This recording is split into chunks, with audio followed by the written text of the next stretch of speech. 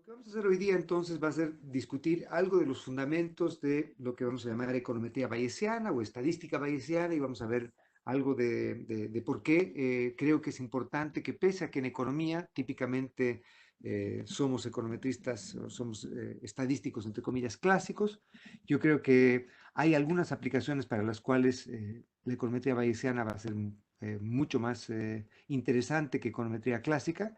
Y además yo creo que de todos modos es interesante e importante tener este fundamento de econometría desde una perspectiva bayesiana. Entonces vamos a conversar algo respecto a econometría bayesiana. Bien, ok.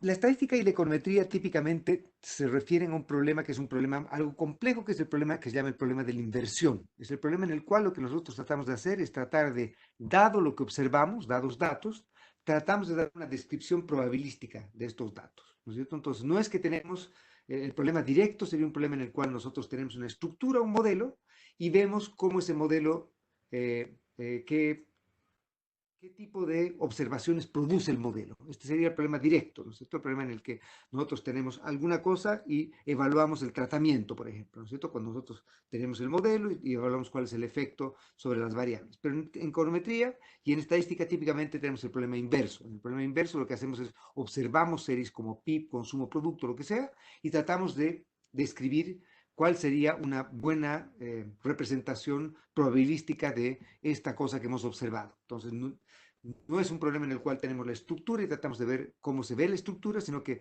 vemos el resultado final y tratamos de recuperar la estructura. Es un problema de inversión. Hay dos escuelas del pensamiento, entre comillas, de cómo resolver el problema de la inversión, o de cómo resolver este problema de inversión. Dadas las observaciones, tratar de encontrar una descripción probabilística de los datos. La versión más común en econometría, en el campo de la economía, es la versión clásica. Pero en los departamentos de estadística, virtualmente el 100% de los departamentos de estadística, hay muy poco econometrista o muy poco estadístico clásico, entre comillas. Casi todos son bayesianos. Y lo que vamos a hacer entonces, vamos a discutir algo respecto a las diferencias que tenemos en un caso u otro. ¿Ok?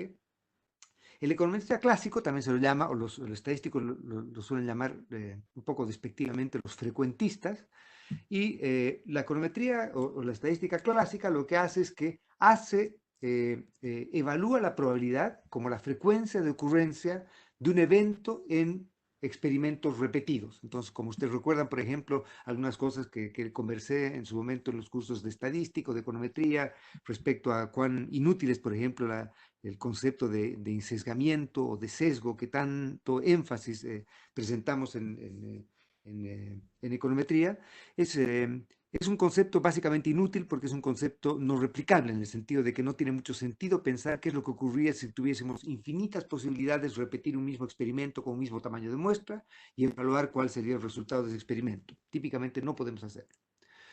Los bayesianos, en cambio, lo que tienen es simplemente una visión de que la probabilidad es una postura respecto a cuánto conocemos de un problema.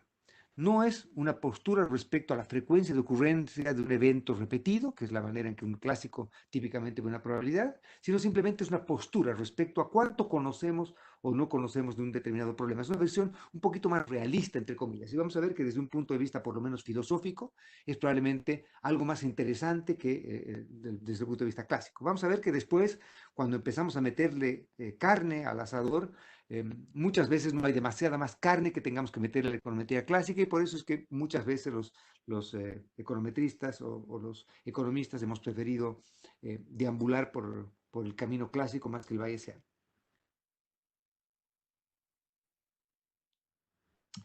Déjenme, pero de todos modos, presentarles algunas de las ideas que hacen que la econometría bayesiana y la econometría clásica tengan interpretaciones tremendamente distintas. Entonces, lo que voy a hacer es básicamente presentarles primero una discusión, entre comillas, teológica de los clásicos contra los bayesianos. Vamos a después discutir el caballito de batalla o el mayor de las herramientas con las que se apoya la econometría clásica o la estadística clásica, o bayesiana, perdón, que es justamente el teorema de Bayes. Este señor Bayes de ahí lleva el nombre, ¿no es cierto? Vamos a discutir la importancia de este teorema y cómo podemos utilizarlo.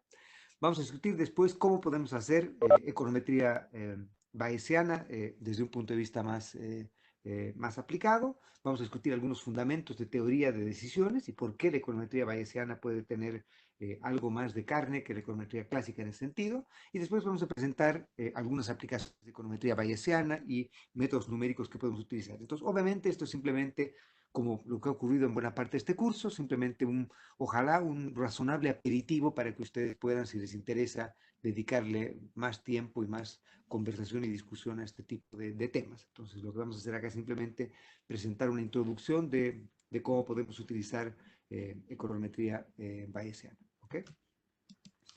Bien, entonces, ¿cuál es la idea acá? La idea acá es que la econometría bayesiana y la econometría clásica tienen varias diferencias y algunas similitudes, pero las diferencias son realmente importantes desde un punto de vista conceptual.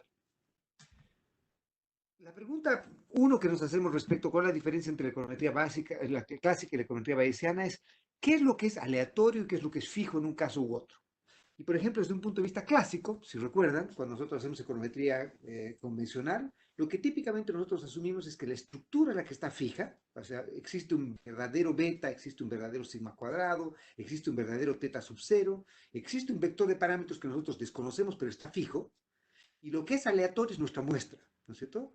Existe una estructura que no cambia, lo que nosotros tenemos es que tenemos una posible realización de las infinitas posibles realizaciones que pudo haber tenido nuestra muestra, y lo que tratamos de hacer es, con la muestra que tenemos, tratar de recuperar la estructura que es fija, ¿no es cierto? Los parámetros entonces son desconocidos, pero los parámetros son fijos. Lo que es aleatorio es la muestra, lo que nos tocó aleatorio fue la muestra. La econometría bayesiana es un problema, o la estadística bayesiana, asume que el problema más bien es al revés. Lo que asume es que lo que está fijo es la muestra. Lo que uno no va a poder discutir es la muestra. La muestra es lo que hay, lo que existe. Puede haber salido de un proceso probabilístico profundo, lo que ustedes quieran, pero con lo que cuentan es con la muestra. Y por lo tanto, lo que está fijo es la muestra, lo que tienen que tratar de hacer es hacer un statement, un assessment, una indicación, un tincazo probabilístico de dónde podría estar la distribución del vector de parámetros que les interesa. Entonces, lo que es aleatorio desde el punto de vista más fundamental en econometría bayesiana es el parámetro. Y lo que hacemos es justamente un statement de probabilidad respecto a los parámetros, ¿no es cierto? De cómo se vería la distribución de los parámetros acá. Desde el punto de vista clásico, eso no tiene mucho sentido porque asumimos que el beta sub 0 es un beta sub 0. La distribución de beta es degenerada, tiene una masa 1 en el verdadero beta. Y lo que es aleatorio es la muestra. Desde un punto de vista bayesiano, lo que es fijo es la muestra y lo que es aleatorio es el statement o nuestra postura probabilística respecto a cómo se distribuyen los parámetros. ¿Cómo estimamos entonces los modelos? Desde un punto de vista clásico, lo que hacemos es que consideramos al estimador como aleatorio. Lo que es fijo es el parámetro, lo que es aleatorio es el estimador. ¿Y por qué es aleatorio el estimador? Por la muestra. Si se acuerdan, por ejemplo, el estimador de mínimos cuadrados ordinarios, el beta gorrito, el beta gorro de mínimos cuadrados ordinarios era x transpuesta x inversa, x transpuesta y. Si recuerdan, aún asumiendo que los x fuesen no estocásticos y fijos, nuestro beta gorro era estocástico porque beta gorro dependía de y dependía de u, ¿no es cierto? Y u era aleatorio. Entonces, como nuestra muestra, la realización de y era aleatoria, el beta gorro era aleatorio. ¿Okay? Lo que hacen los bayesianos, lo que les interesa a los bayesianos, es no tener un estimador puntual. Podemos tenerlo, ¿no es cierto? Podríamos tenerlo y vamos a discutir cómo podemos obtener un estimador puntual, un point estimate de algún vector de parámetros utilizando econometría bayesiana. Pero lo que le interesa al econometrista bayesiano, más que tener un estimador punto de beta gorro, tener una función de densidad del beta, es decir, la incertidumbre que tenemos respecto a un assessment o una indicación probabilística de dónde debiese estar o cuál es la distribución de la incertidumbre respecto al problema que enfrentamos. Y por lo tanto, no tratamos de encontrar un estimador de beta, sino tratamos de encontrar una distribución, una densidad respecto al beta. ¿Ok? Entonces, desde el punto de vista de qué es aleatorio y qué es fijo, son distintos las dos cosas, cuál es la idea o el fin detrás de la estimación también, y también cómo hacemos inferencia. Los clásicos típicamente lo que hacen es, por ejemplo, hacer un statement con p-values, ¿no es cierto? ¿Y qué es lo que nos dice el p-value? Simplemente, dada nuestra hipótesis nula, ¿cuál es la probabilidad que los datos apoyen o no rechacen nuestra hipótesis nula? ¿no es cierto? Entonces nosotros tenemos una nula, la defendemos, lo que decimos es, dada nuestra hipótesis nula, ¿cuál es la probabilidad de esta nula dados los datos? ¿Sí? Dada la hipótesis nula, ¿cuál es la probabilidad de haber observado esta muestra? ¿Sí? Entonces, si tenemos una hipótesis nula de que el beta es cero, ¿cuál es la probabilidad de que los datos sean generados con esa hipótesis nula? ¿Sí? Lo que hacen los bayesianos lo que llaman los odds ratios, y lo que hacen es problema justamente al revés. Es cuál es la probabilidad de una determinada hipótesis condicional a los datos. Otra vez, porque los bayesianos lo que hacen es simplemente consideran que lo que está fijo es la muestra. Entonces, lo que hacen es cuál es la probabilidad de la hipótesis condicional a los datos y no cuál es la probabilidad de los datos condicional a la hipótesis. ¿Ok?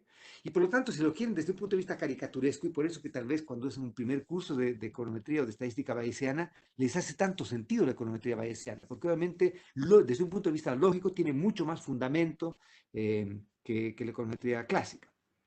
Entonces, por ejemplo, desde un punto de vista de econometría clásica y bayesiana sería, por ejemplo, ¿cuál es la probabilidad de que nosotros observemos una gota de sangre dado que la persona, ¿cuál es la probabilidad que le encontremos una gota de sangre a una persona dado que es culpable, por ejemplo? ¿Sí? Sería, entonces nuestra hipótesis número es que es culpable, ¿cuál es la probabilidad de encontrarle una gota de sangre? Versus la interpretación bayesiana es cuál es la probabilidad de que sea culpable, dado que le encontramos la gota de sangre. Entonces, no sé si me siguen el razonamiento. Es bastante distinta la manera en que podemos interpretar una cosa respecto a otra. ¿Qué es lo que estamos en realidad observando? O sea, en un caso como la econometría clásica, en la econometría clásica colocamos un búnker o colocamos un armazón muy fuerte en torno a nuestra hipótesis nula y lo que tratamos de ver es si es que los datos contradicen fuertemente nuestra nula. Desde un punto de vista bayesiano, eso suena muy raro.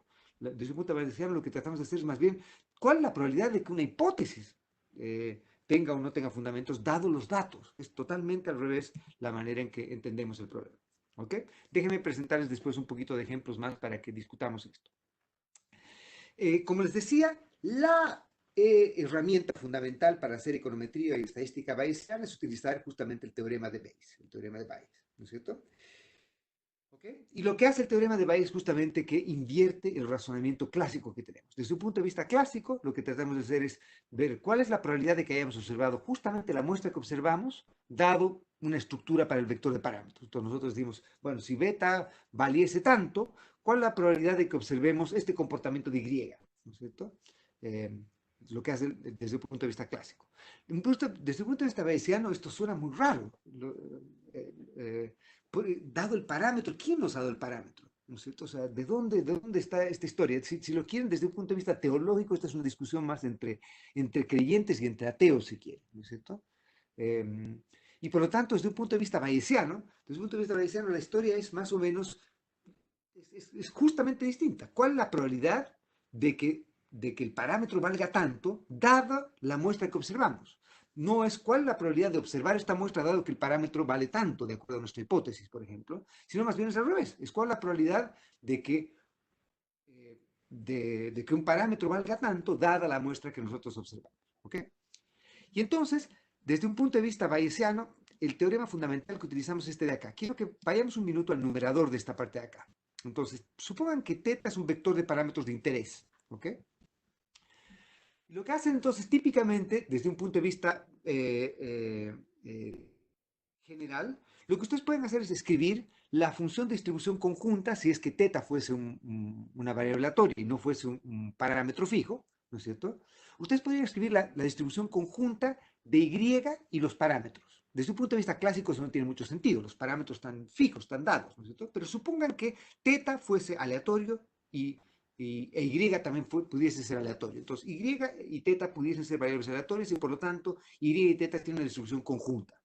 La distribución conjunta la podemos obviamente descomponer por la condicional de Y en el vector de parámetros multiplicado por la marginal del vector de parámetros. ¿Ok?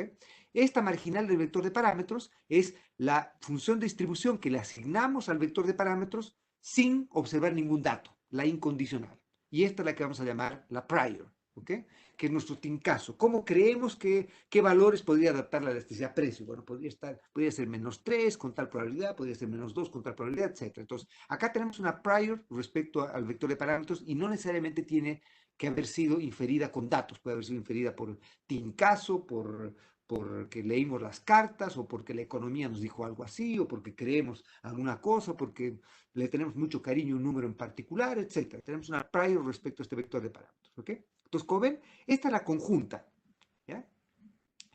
Pero la conjunta la podíamos haber descompuesto del otro modo. La otra manera de descomponer la conjunta es ¿cuál es? Es simplemente la probabilidad de parámetro condicional a muestra por la marginal de Y. ¿Sí? Podríamos haber escrito esto de este otro modo. Entonces, quiero que por un minuto asuman que en este otro lado, en este otro lado, lo que tengo es la condicional de parámetros en función de muestra y pasen a multiplicar lo que está en el denominador a este lado. Entonces, y este lado de acá es simplemente la incondicional de la muestra, esta f de y, es la incondicional de la muestra. ¿Ok? Entonces, yo podría haber escrito, por teorema de Bayes, la condicional por la marginal de datos, condicional en parámetros por la marginal de parámetros, o podría haberlo escrito al revés, podría haberlo escrito como la condicional de parámetros en función de datos por la marginal de los datos. La gracia de Bayes es que nos dice, lo que nos debe interesar es este objeto de acá. Dada nuestra muestra, ¿cuál debería ser nuestra idea respecto a, dado lo que observamos, cuál debería ser nuestra idea respecto a la distribución del vector de parámetros? ¿Ok? Y por lo tanto, como ven acá, esta parte de acá es lo que llamaríamos la likelihood, que es lo que típicamente hacemos cuando hacemos econometría clásica, ¿no es cierto? En econometría clásica, por ejemplo, postulamos una función de densidad para los datos, para Y, ¿no es cierto? Y condicional en el vector de parámetros podemos escribir la likelihood. Lo que hacemos típicamente en econometría clásica después es estimar el vector de parámetros, o tener un estimador del vector de parámetros utilizando la likelihood, ¿no es cierto? Lo que nos dice la econometría bayesiana es, no te quedes ahí. Nos dice, acá tú tienes la descripción estadística de los datos condicional al vector de parámetros, pero si tú tuvieses una prior respecto al vector de parámetros, esta sería la conjunta de parámetros con datos. Si ahora yo tomo la conjunta de parámetros con datos y yo integro la parte que tiene que ver con parámetros, o sea, de la conjunta, saco la parte o limpio de la parte de los parámetros, dada la función de densidad que le he dado para los parámetros, y yo pudiese integrar esta parte de acá, entonces yo necesito una herramienta que me permite integrar, y por eso que vamos a ver que para los bayesianos es tan importante tener métodos para poder integrar funciones de densidad como esta, porque obviamente necesitan sacar la marginal de los datos. Entonces, lo que ha hecho acá simplemente es incondicional al vector de parámetros, ha sacado la función de distribución de los datos. Y si es que yo pudiese tener este objeto, que vean que ha salido simplemente de la likelihood por la prior, integrando el vector de parámetros, yo tengo la incondicional de los datos. Entonces, si yo tuviese la likelihood, la prior, y con estos dos parámetros, o con estas dos funciones, yo pudiese obtener la incondicional de los datos, con eso yo podría tener el problema de inversión resuelto al revés. ¿Cuál es la probabilidad? Hacer un statement de probabilidad del vector de parámetros o de la distribución del vector de parámetros condicional a la muestra. ¿Ok? Por lo tanto, una cosa que es importante es que dado que acá hemos integrado ya en la función de densidad o en la marginal de los datos, hemos integrado ya el vector de parámetros, esta integral es simplemente proporcional a la condicional por la marginal. ¿Por qué? Porque ya le hemos sacado toda la parte que tenía que ver con el vector de parámetros. Entonces, esta parte de acá es simplemente decir proporcional a.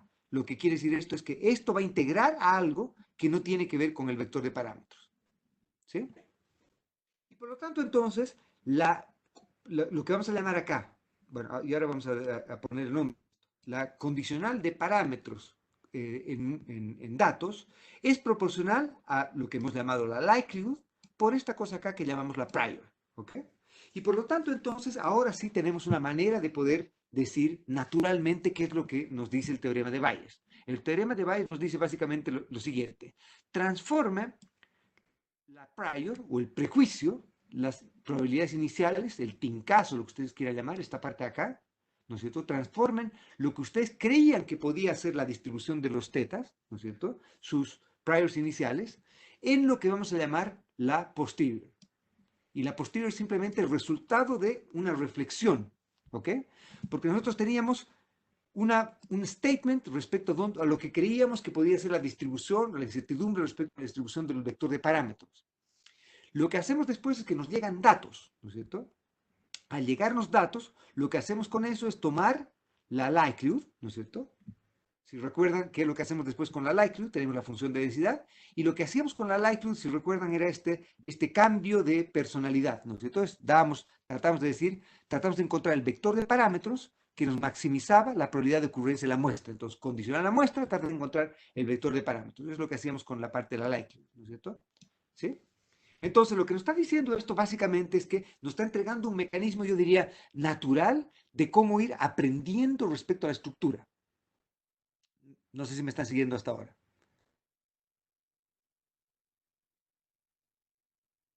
¿Sí? ¿Alguien coloque sí, si se puede?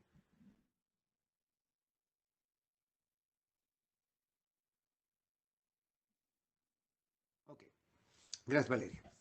En ti sí puedo confiar. Bien. ¿Ok?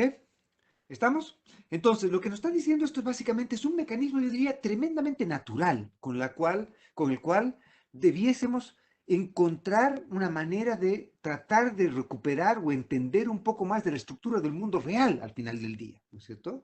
Lo que podemos entender entonces, este mecanismo, tenemos una prior, luego observamos datos y con esos datos tratamos de ver cuál es el vector de parámetros que mejor o que más probabilidad tiene de haber sido la que puede haber generado los datos que observamos e interactuando esta parte con esta parte, tenemos después lo que llamamos la posterior, ¿no es cierto? Entonces, al final del día, lo que tenemos es un mecanismo de aprendizaje de cómo incorporamos información. La prior simplemente nuestro statement del mundo si no tuviésemos datos. Y esa es otra maravilla de econometría bayesiana. Estadística y econometría bayesiana nos permite hacer estadística o econometría sin datos. La prior es simplemente eso, ¿no es cierto? Es hacer un statement de probabilidades sin haber observado absolutamente nada.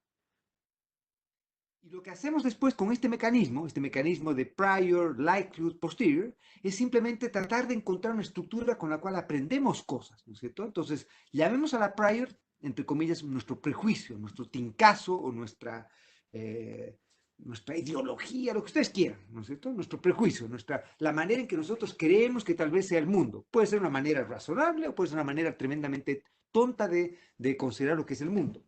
La gracia de esta es que si es que seguimos este algoritmo, entre comillas, nos va a entregar maneras poderosas de poder recuperar la estructura, de entenderla mejor. ¿Por qué? Porque nos dice, ustedes tienen prejuicios, ¿ok? Luego a los prejuicios les llegan los datos, que serían los Y, ¿sí? Y lo que hacen de ustedes es que combinan los prejuicios con los datos para llegar a la posterior. Y la posterior es simplemente conocimiento, es aprender cosas que antes no sabíamos. La posterior entonces nos educa respecto a la estructura una vez que hemos observado datos. Y por lo tanto, la posterior es simplemente una manera informada de cambiar nuestra postura, de cambiar nuestra manera de pensar, de entender mejor el mundo, ojalá. Y por eso es que esto es tan estéticamente lindo y tan poderoso desde un punto de vista lógico. Si una persona no es bayesiana en la vida real, es una persona que probablemente no vale la pena conversar demasiado. Si una persona que tiene perjuicios, observa la realidad y luego de la realidad no le afecta en absolutamente nada para modificar cómo ve la realidad, esa persona es obviamente un fanático y esa persona es alguien con quien probablemente no haya una manera de poder tener una conversación constructiva. La manera de tener una conversación constructiva es justamente esa, que tú y yo podemos partir de las antípodas en términos de prejuicios. Podemos creer cosas completamente distintas respecto a cómo se comporta el mundo, cómo se comportan las personas, cuáles son el sistema razonable de incentivos, creemos en la curva de Phillips o en Papá Noel o lo que fuera. Podemos creer en todas estas cosas. Yo no tengo ningún problema en eso. El problema está en que cuando nos vemos enfrentados a los datos, no modificamos en absolutamente nada nuestro prejuicio.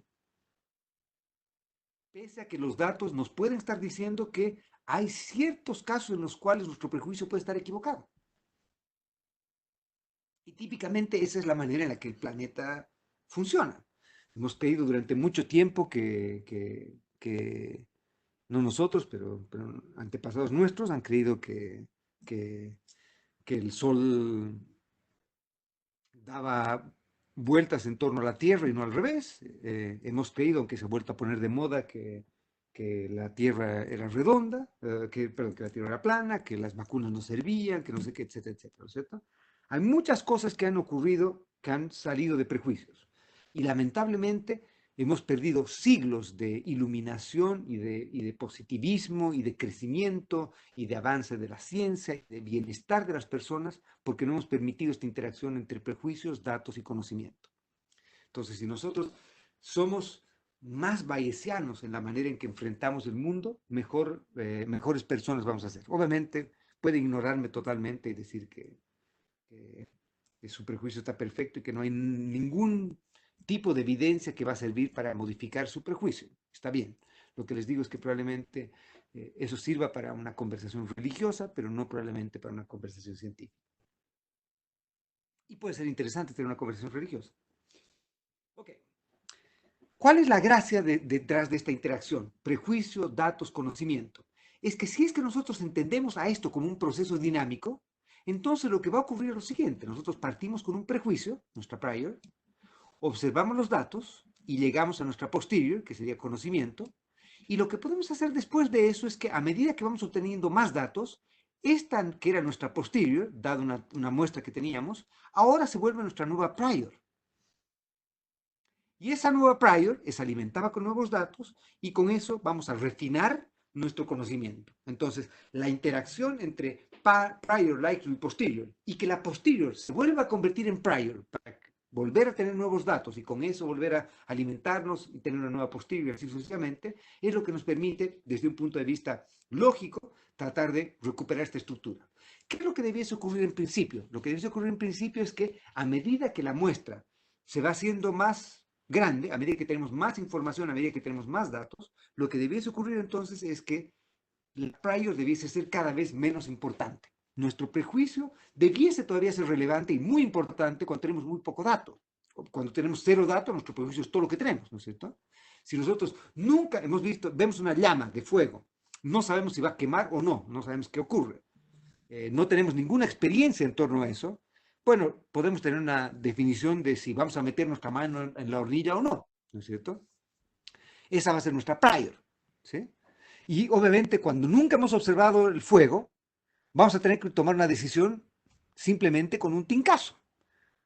Pero seríamos bastante tontos si es que después de haber metido la mano al fuego y ver que nos quemó un poquito, la próxima vez que encontremos fuego, decidamos no tomar precauciones, ¿no es cierto? Entonces lo que va a ocurrir es que obviamente al principio, cuando no tenemos conocimiento, no tenemos nada más que nuestros prejuicios, tenemos que vivir, y es bueno, y es óptimo vivir conforme a nuestros prejuicios. Y los prejuicios pueden ser totalmente disparatados o pueden ser prejuicios que son finalmente respaldados por la evidencia. Muchas veces la gracia de hacer economía, por ejemplo, es que nuestros prejuicios son prejuicios educados, típicamente, ¿no es cierto?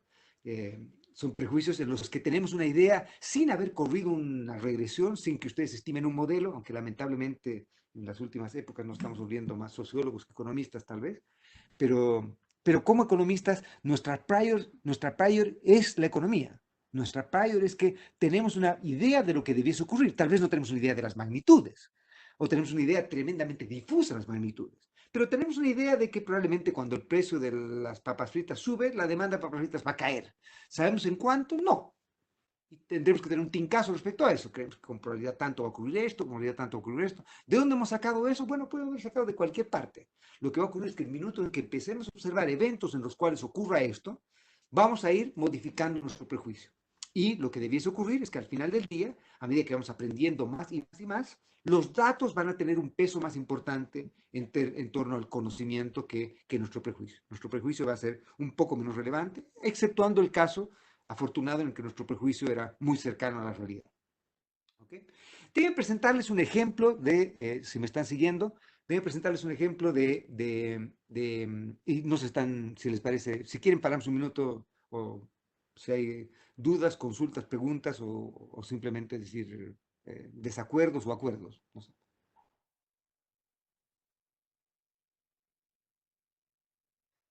Valeria, tú eres la única que me sigue. ¿Estamos? Okay. Bien, bien, déjenme mostrarles un ejemplo que yo creo que es un ejemplo que es tremendamente importante, sobre todo en este momento. Este es un momento en el cual vale la pena ser bayesiano en esto.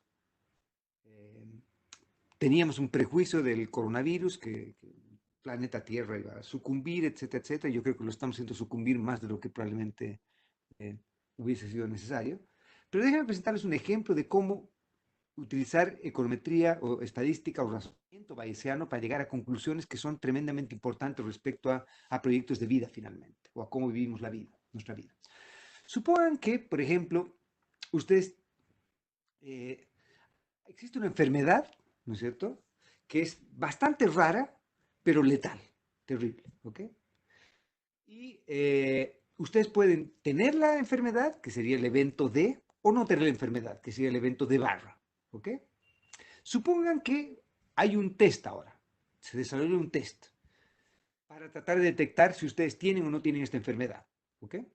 Entonces, pongámosles números a esto. Supongan que la enfermedad es una enfermedad rara, digamos que ocurre solamente en el evento ocurre una de cada 10.000 casos, que probablemente, yo diría que es hasta un poquito menos lo que ocurre en términos de fatalidad, estoy hablando, el coronavirus eh, es probablemente algo menos fatal que esto, pero pongamos este caso, ¿ok? Entonces, la probabilidad de tener la enfermedad, o que la enfermedad sea letal, o que sea horrible, o que sea fatal, es una en 10.000, ¿ok? Es una probabilidad baja de que ocurra esto. Esta es la probabilidad incondicional.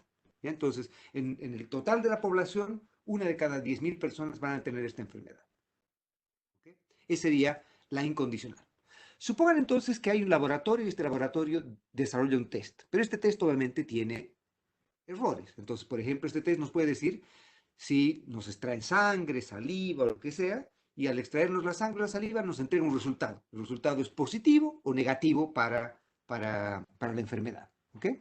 Pero obviamente el test nos dice, el test es un test que es bastante poderoso nos dice, si usted tiene la enfermedad, con probabilidad 90%, el test va a dar positivo.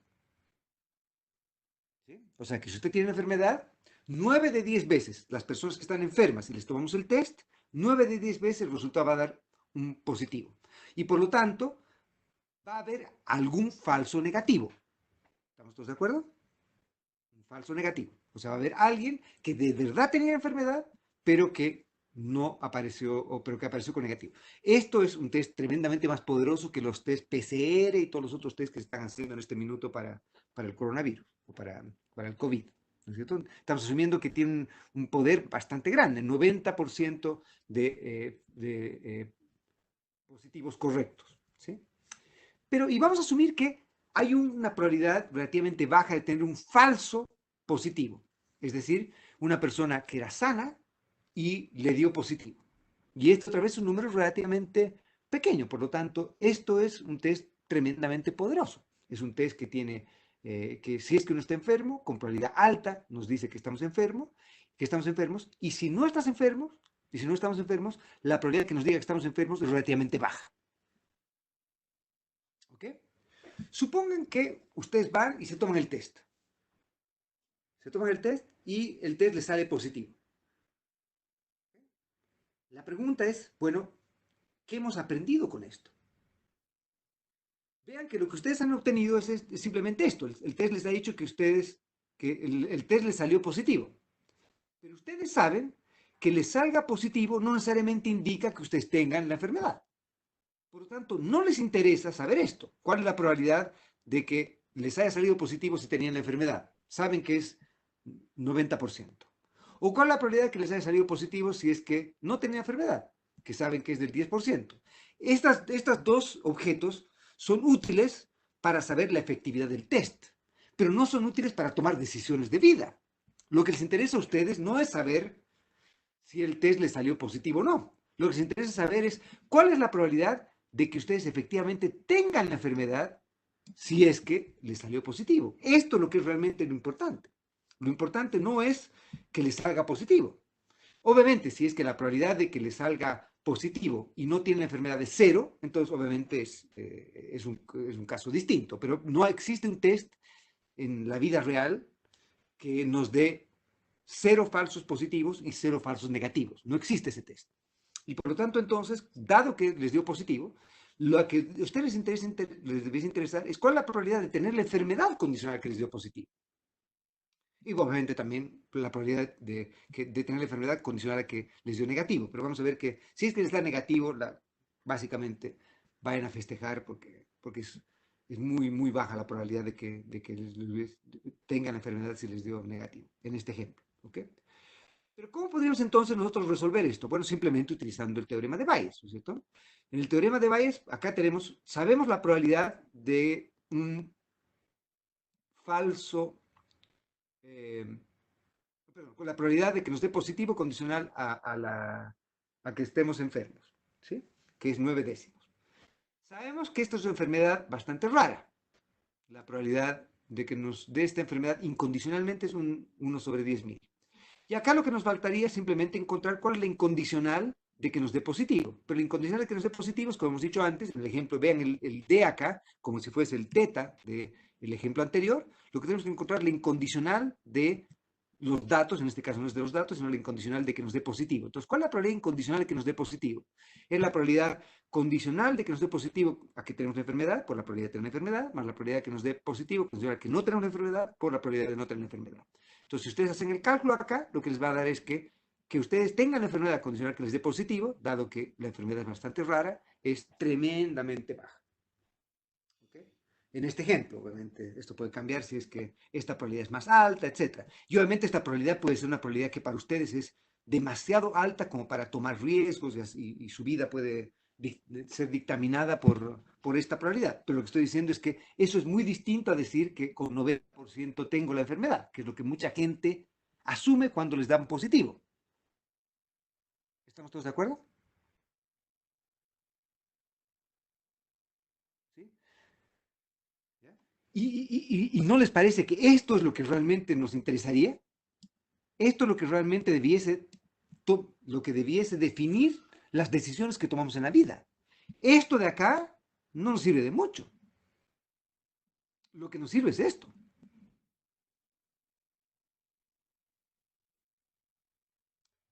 ¿Ok? Bien.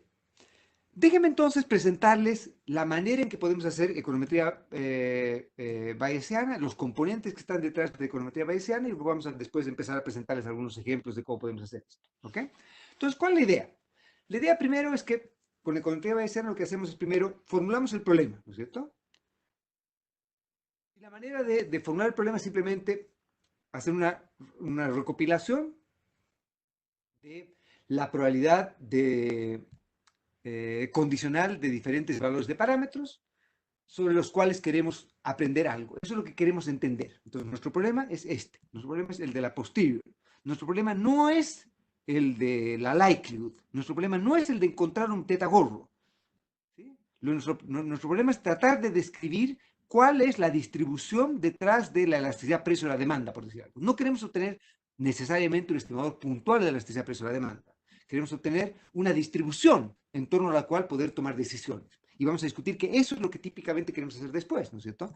Si alguien nos dijese, por ejemplo, que la distribución de la elasticidad precio de la demanda es con tal probabilidad es inelástica, con tal probabilidad es elástica, con tal probabilidad es no sé qué, con esa distribución nosotros podemos tomar decisiones, podemos definir, bueno, si queremos maximizar beneficios y sabemos que la probabilidad de que sea inelástica es tanto, la probabilidad de que sea elástica es tanto, la probabilidad de que sea tanto, ¿qué tipo de cosas podríamos hacer? Esa es la manera en la que típicamente nos gustaría poder tratar de discutir, ¿ok? ¿Qué es lo que hacemos entonces? Tener la idea de que nuestro problema está típicamente en tratar de formular el problema de cómo describimos valores de parámetros condicionales en nuestra muestra, ¿sí?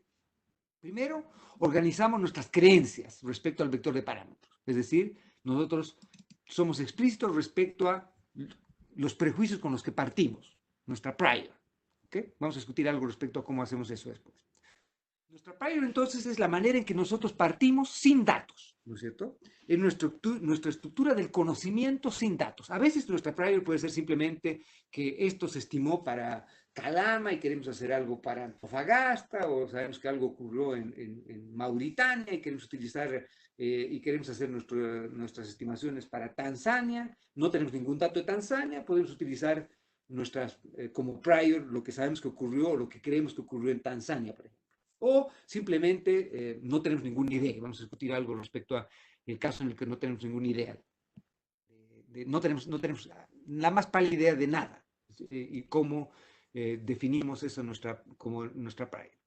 Una vez que organizamos nuestras creencias, recolectamos los datos y lo que hacemos entonces es insertamos los datos dentro de las familias de distribución, ¿ok? Dado en nuestro problema 1, que sería simplemente lo que hemos dicho es la likelihood, ¿no es cierto? La probabilidad de que ocurra, o la distribución, la probabilidad condicional de observar un vector de parámetros condicional en nuestra muestra, ¿sí? La likelihood, ¿ok? Y después, ¿qué hacemos? Utilizamos el teorema de Bayes para calcular nuestras nuevas creencias, nuestra posterior. ¿Y qué hacemos después? Criticamos nuestro modelo, ¿no es cierto? Criticar nuestro modelo quiere decir, bueno, dado lo que estamos haciendo en este ejercicio de prior, likelihood, posterior, y posterior otra vez prior, y prior datos, y datos posterior, etc., cómo criticar nuestro modelo, simplemente volver a ver si es que la formulación de nuestro problema tiene o no tiene sentido, si es que la manera en que habíamos pensado nuestro problema tiene o no tiene sentido, si nuestras priors se ven confirmadas, si la distribución con la que partimos, la distribución con la que terminamos, etc. ¿Ok? Bien. Entonces, ¿cuál es la idea detrás de esto? Entonces, lo que voy a hacer es simplemente discutir un poco respecto a cómo definimos o hacemos las priors, cómo interactuamos las priors con las posteriors, o perdón, con la likelihood, y cómo después encontramos nuestras posteriors, ¿ok? Entonces, ¿qué es lo que es una prior? Una prior es simplemente, como les había dicho, un prejuicio, ¿no es cierto? Representa nuestra incertidumbre respecto al estado del conocimiento que tenemos de un problema antes de observar datos, ¿ok? Lo que hace el teorema de Bayes es mostrarnos cómo nuestros prejuicios van cambiando. No nos dice lo que nuestros prejuicios debieran ser, o nuestras creencias debieran ser. Nuestras creencias son nuestras creencias. Nuestros prejuicios son nuestros prejuicios. Lo que nos dice el teorema de Bayes es cómo debiésemos ir alimentando nuestras creencias o prejuicios. No nos dice, esta es la prior. No existe eso. Lo que nosotros hacemos es que tenemos una prior, y lo que hacemos con esa prior es que la confrontamos con los datos y vamos siendo educados con los datos respecto a la estructura, y la posterior se vuelve nuestra nueva prior, y nuestra nueva prior va alimentándose de datos, etcétera, etcétera, etcétera, hasta ir aprendiendo más de la información. ¿Ok?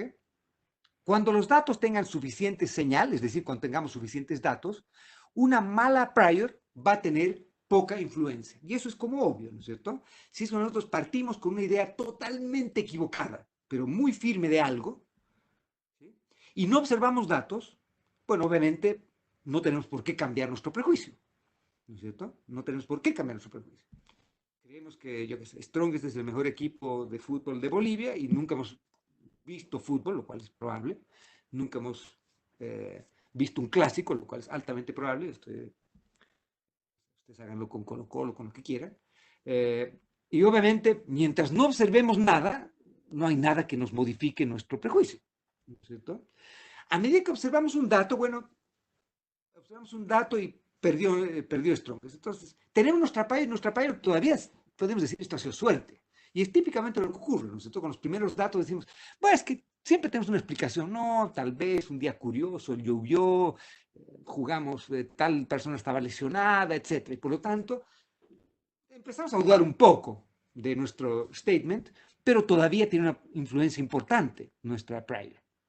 Porque no queremos simplemente por un dato modificar o hacer que colapse totalmente nuestro mundo. Nuestro mundo es nuestra prior, nuestra creencia. Lo que va a ocurrir es que a medida que cuanto más información robusta va ingresando, y por lo tanto más señal va ingresando, lo que va a ocurrir es que menos importante va a ser nuestra prior, ¿no es cierto? Una cosa que es importante también es chequear el efecto que tiene nuestra prior para la posterior. Es decir, si nosotros hubiésemos partido con otra prior, ¿con qué posterior hubiésemos terminado luego de confrontar los datos? Y esto es algo que es muy interesante porque, por ejemplo, podríamos partir, por ejemplo, con un modelo en el cual nosotros creemos que el mundo es un mundo, yo qué sé, como un mundo ultra keynesiano, un mundo ultra austriaco, un mundo ultra liberal clásico, o lo que fuera. Y tenemos ese prejuicio, ¿no es cierto? Y lo que podemos ir viendo es cómo los datos van modificando nuestro prejuicio y cómo nuestra distribución respecto a cómo creemos que ciertas cosas debiesen ocurrir va modificándose a medida que nosotros vamos observando datos. No es malo tener una creencia o una postura. Lo que es malo es no alimentarse con los datos para modificar nuestra postura respecto al mundo. Y obviamente tratar de ver ¿qué es lo que ocurre en estos casos? De hecho, si por ejemplo, un ejercicio que me parece interesante, si ustedes agarran, por ejemplo, las ecuaciones de Mincer, que son las típicas vapuleadas por todo el mundo, o las ecuaciones o las Barrow regressions, y ustedes, por ejemplo, son personas que le creen mucho a la hipótesis institucionalista o de las instituciones como los sostenes del crecimiento. Entonces, ustedes en ese caso dirían que le dan una prior muy fuerte a las variables que aproximan, eh, eh, eh, yo qué sé, la parte institucional versus otras cosas, ¿no es cierto? O ustedes son personas que creen que son las distorsiones económicas las que son las más complicadas. Entonces, ustedes le dan una prior que es muy costoso tener mayor inflación, impuestos distorsionadores, mayor gasto de gobierno, etcétera. Ustedes creen que en realidad los bienes públicos o no sé qué. Ustedes pueden tener las priors que quieran. La gracia es que cuando ustedes van empezando a tener datos, tienen datos de 1960, 70, 80, 90, etcétera, lo que viene ocurriendo es que van a ir modificando cómo se va viendo la distribución de sus parámetros respecto a los determinantes de crecimiento utilizando simplemente econometría bayesiana. Lo mismo puede ocurrir en algunos de los ejemplos que recuerdo, no sé si está acá, ¿dónde? Si está en clase.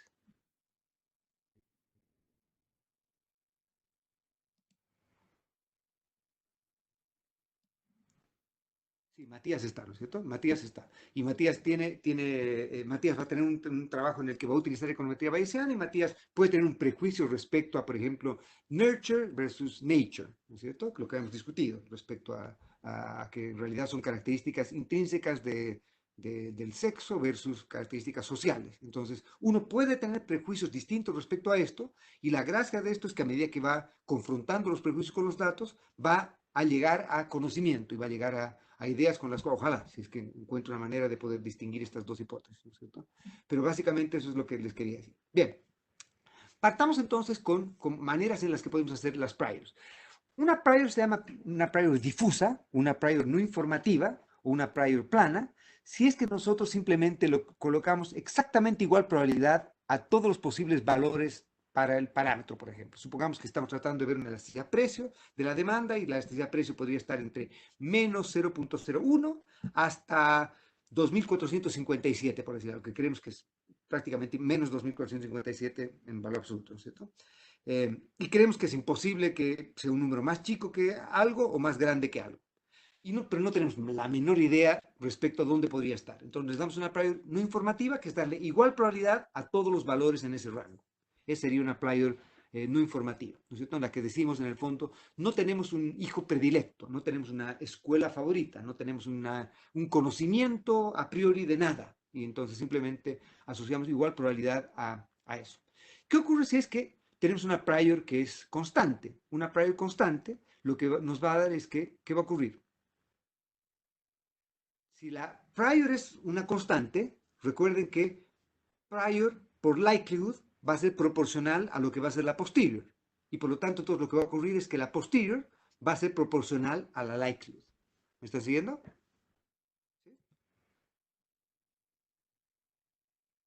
¿De acuerdo? Entonces, en el caso en el que tenemos una hipótesis difusa, lo que va a ocurrir es que nuestra posterior va a estar guiada por nuestra likelihood, que es simplemente decir, partimos sin tener la menor idea y lo que va a ocurrir es que obviamente los datos van a modelar, el primer dato que observemos va a modelar fuertemente nuestro prejuicio nuevo, lo cual tiene sentido, ¿no es cierto? Si no tengo la menor idea de lo que está ocurriendo, pero ninguna idea, y observo un primer dato y ese primer dato me dice que algo más o menos tal vez podría estar por acá, como en el primer caso tenía ignorancia absoluta, lo que va a ocurrir es que mi nueva posterior va a estar fundamentalmente guiada por lo que observé con ese dato, porque antes no tenía idea de nada, ahora por lo menos tengo un dato. ¿Sí? Si es que soy una persona que por el otro lado tengo prejuicios, yo qué sé, soy religioso en mis prejuicios y creo que, y mi prior es tremendamente importante, entonces lo que va a ocurrir es que el contraste entre prior y likelihood va a llevar a una posterior en la cual la posterior va a estar fuertemente influenciada por la prior, por lo menos al principio. Vamos a ver eso en un minuto más. ¿Ok? Otra cosa que también probablemente en términos de metodología, de terminología es bueno que sepan, es lo que se llaman las priors impropias. Y una prior impropia es simplemente una prior que no integra a uno, es simplemente una prior en la cual nos olvidamos una parte que sabemos que hace que no sea efectivamente una función de densidad en sí, porque no va a integrar a uno, pero que no estamos tomando en cuenta una constante.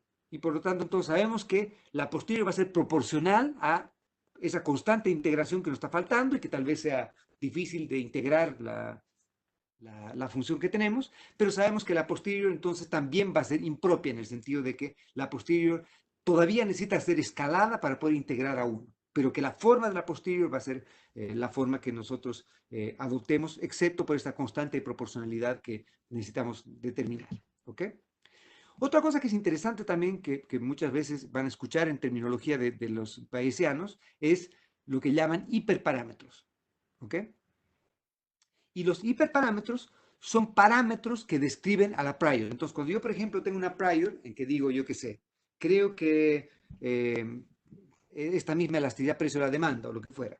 Mi prior es que se comporta o tiene una distribución, por decir, es algo normal, con media mu y varianza sigma cuadrado. Mu y sigma cuadrado serían hiperparámetros. Son los parámetros que describen la prior, la distribución de la prior. Obviamente son parámetros, imagínense, nosotros estamos tratando de estimar parámetros y tenemos parámetros que describen la distribución de los parámetros. Esos son lo que se llaman los hiperparámetros. Y esos son los que caracterizan entonces la prior. ¿Sí? Obviamente una prior no informativa, simplemente una constante, por lo tanto no hay hiperparámetros, más allá de los hiperparámetros que nos dicen el rango admisible para el vector de parámetros. Y si es que, por ejemplo, creyésemos que va de menos infinito a infinito, que sería el rango en el que no tenemos la más pálida idea de absolutamente nada, entonces sería una prior absolutamente no informativa. Pero si es que empezamos a tener una idea o creer que, por ejemplo, la prior para la varianza de algo es una distribución gamma, como vamos a ver algo, una inversa gamma u otro tipo de distribución, que depende de cierto número o de determinados parámetros, entonces esos parámetros van a ser lo que llamamos los hiperparámetros, que son los parámetros de la prior. ¿Ok? Bien. Otra cosa que es importante que también discutamos o que entiendan es el concepto de priors conjugadas. Y las priors conjugadas son bastante útiles porque la gracia de las priors conjugadas es que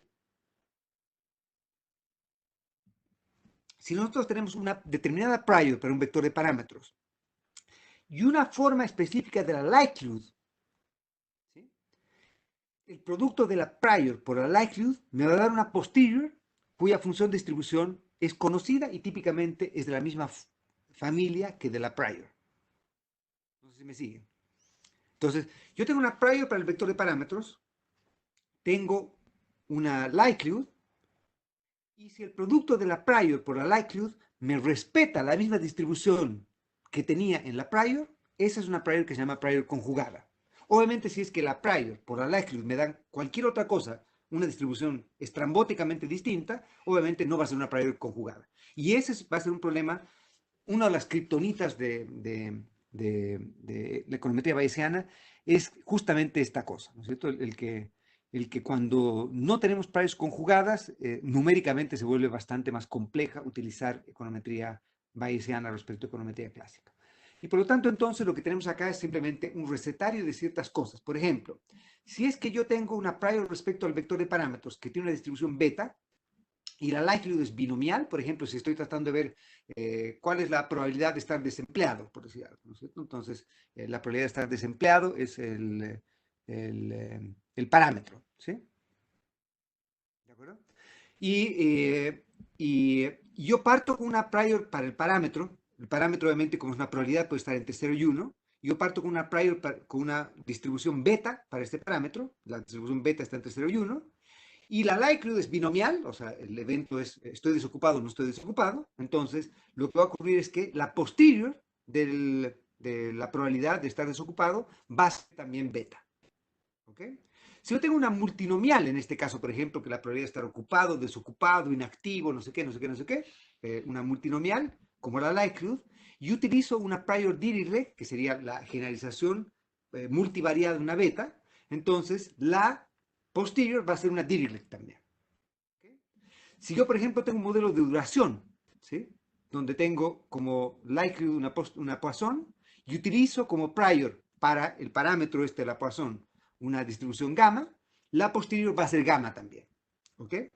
O si, por ejemplo, yo no conozco la media de una distribución normal y mi prior de esa media es normal, me está siguiendo, ¿no es cierto? Yo no conozco cuál es la media de, yo creo que la distribución de estaturas es normal, yo no conozco la media de estaturas, pero yo creo que la media, la prior de la media es normal, el producto de normal con normal en este caso, o sea, la prior normal y likelihood normal, me va a entregar una likelihood también normal en este caso, ¿ok? Si, por ejemplo, yo conociese la media y no conociese la varianza, ¿ya? Y la distribución de los datos es normal, ¿sí? La distribución de los datos es normal, entonces yo podría utilizar una inversa de una chi cuadrado como un prior para la varianza, o sea, una variable que va a estar entre 0 e infinito, ¿sí?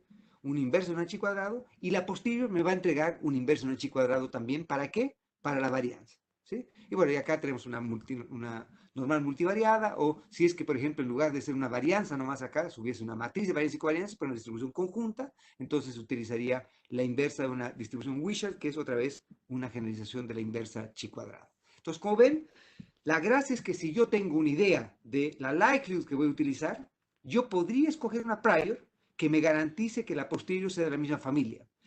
Yo podría no hacerlo. Si no lo hago, puede que ocurra que la prior venga de una familia interactuando con la likelihood, la posterior no venga de esa familia. Y por lo tanto, yo tengo que tener una manera de poder calcular la posterior de otro modo. Vamos a discutir algunos métodos para poder hacer eso en ese caso en unos minutos más. ¿Ok? ¿Estamos de acuerdo?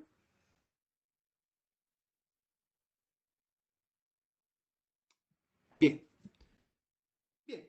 Vamos entonces a presentar un primer ejemplo. Y después vamos a generalizar este ejemplo para lo típico que ustedes han hecho en sus cursos de econometría, que es, por ejemplo, el estimador OLS. Todo lo que hemos hecho en un curso de econometría se puede hacer con Bayesiana también. Pueden ser non-linear least squares, pueden ser GLS, non-linear GLS, pueden ser instrumental variables, etcétera, etcétera. Todo eso se lo puede generalizar y lo que vamos a hacer es simplemente mostrar cómo podemos hacer eso en el caso de un modelo de regresión simple. De hecho, muchos modelos de series de tiempo, por ejemplo, utilizan econometría bayesiana, por ejemplo, han debido escuchar de los bar bayesianos. Entonces, en un bar bayesiano lo que hacemos simplemente, lo que vamos a discutir en un minuto más para el modelo LS, solo que llevado a un modelo bar. ¿Ok? Supongan, por ejemplo, que ustedes postulan que Y se distribuye normal con media mu y varianza 1. Entonces, ustedes conocen que la varianza es 1, saben que la distribución de Y es normal, pero no conocen el vector de parámetros mu. ¿Ok? Y no saben cuál es mu. Entonces, déjenme partir por la idea de qué podemos hacer acá. Voy a partir mostrándoles qué ocurriría si es que trabajamos con una prior difusa. Una prior difusa simplemente es ¿cuál es lo que queremos hacer? Hacer un statement o hacer una afirmación respecto a la distribución de probabilidades de mu. No queremos obtener un estimador de mu, no queremos obtener un mu gorro. Queremos un statement de la distribución de la incertidumbre respecto al mu. ¿Ya? ¿Ok? Partimos entonces con un tincazo, y el tincazo es que no tenemos la menor idea de dónde está mu. No sabemos si mu es positivo, si es negativo, nada. Y por lo tanto, nuestra prior es que mu es simplemente una prior no informativa que es proporcional a una constante cualquiera. ¿Sí? La likelihood, condicional al vector de parámetros, ¿sí? O la función de densidad de Y condicional al vector de parámetros, es simplemente esta expresión, que es la típica de una normal, con varianza 1. ¿Sí? La típica de una normal. Todo hasta ahí perfecto, ¿no es cierto? Lo que quiero que hagan ustedes con calma en la casita es que quiero que verifiquen que lo que está en llave acá es equivalente a expresarlo de este modo. Y acá he hecho un pequeño truquito. El pequeño truco que he hecho es recordar que mu gorrito, que es el promedio muestral de Y, o sea, 1 sobre T, o 1 sobre N en este caso, N es el tamaño de muestra, 1 sobre N de la sumatoria de los Y sub i, el promedio muestral de los Y sub i es simplemente el mu gorrito. ¿Sí? Y sigma cuadrado ahorita es el estimador de la varianza insesgado, ¿sí? Que sería la sumatoria de al cuadrado dividido n menos 1. Entonces, quiero que demuestren que yo puedo escribir la likelihood, esta likelihood de acá, la puedo escribir como una función del sigma cuadrado lita y del mu por. ¿Okay? Y por lo tanto, dado que, ¿por qué estoy haciendo esto? Porque recuerden que lo que quiero es encontrar la posterior. ¿Qué era la posterior? Era la prior multiplicada por la likelihood. ¿De acuerdo? Y lo que he hecho ahora con la likelihood es escribir la likelihood en función de esta parte de acá. Y como la prior es una constante, constante por la likelihood va a ser, la posterior va a ser proporcional a eso. Y por lo tanto la posterior va a ser proporcional a esta expresión que tienen acá. Recuerden ahora que nuestro sigma cuadrado estaba dado y conocido, ¿no es cierto? Entonces, por lo tanto, acá lo que está ocurriendo simplemente es que esta debe ser nuestra distribución de nuestra posterior. ¿Sí? Revisen entonces que simplemente esto acá, proporcional a esto, porque esto es simplemente una constante, ¿vean? ¿Sí? Esto es exponente de esto, más esto es simplemente el producto de esto por esto. ¿Sí? ¿Todos de acuerdo? ¿Ya? Y esta parte de acá, como el sigma cuadrado es conocido, simplemente va a ser una constante por esta parte de acá. Y entonces esto va a ser proporcional a simplemente, vean, esto es simplemente lo mismo que si describiésemos una normal, ¿sí? Con esperanza mu. Ahora, recuerden, la variable aleatoria no es y ahora. En la posterior, la variable aleatoria es mu. Y por lo tanto, si la variable aleatoria fuese mu, esto sería simplemente como el promedio. Y acá tendríamos, la varianza sería 1 sobre n. ¿Me estás siguiendo?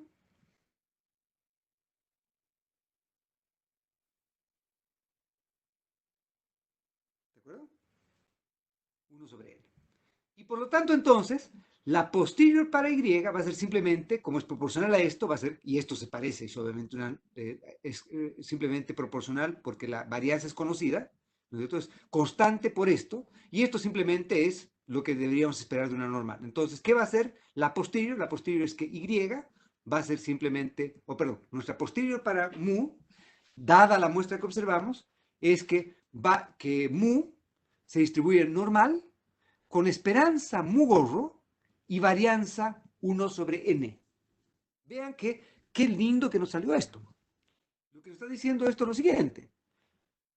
¿Sí? Lo que nos está diciendo esto es que cuando partimos sin tener idea de absolutamente ni idea de dónde puede estar mu, lo que vamos a hacer es que vamos a creer, una vez que observamos los datos, que la medida de tendencia central,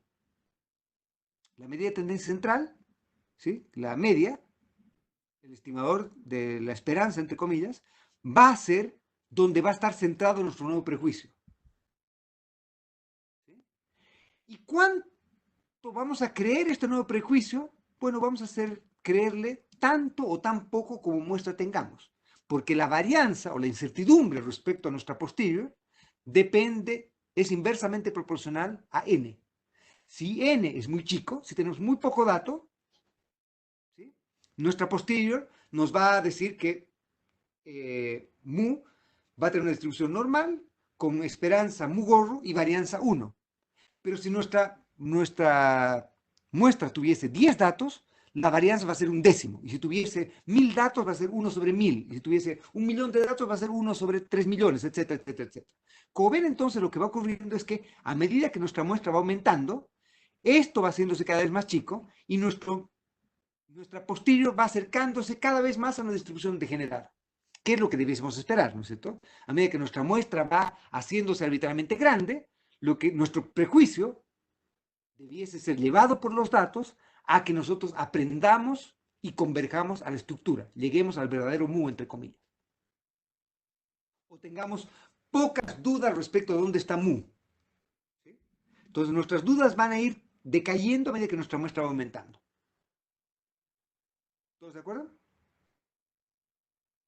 Pero vean que de no tener la más mínima idea de cuál era la distribución de mu, un solo dato de Y, un solo dato de Y, una sola observación de Y, va a cambiarme totalmente la posterior.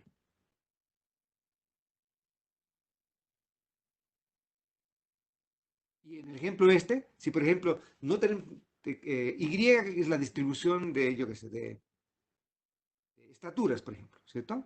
Y creemos que las personas pueden medir entre 0.01 centímetros y 457 millones de kilómetros. No sé, no tenemos idea de cuál puede ser la estatura de las personas, ¿ok? Lo que va a ocurrir ahí es que, como no tenemos la menor idea, observamos un dato. El dato puede ser que observamos a, yo qué sé, a Shaquille O'Neal, o observamos a Tatú, el de la Isla de la Fantasía, no sé, el que quiera. Tenemos un dato.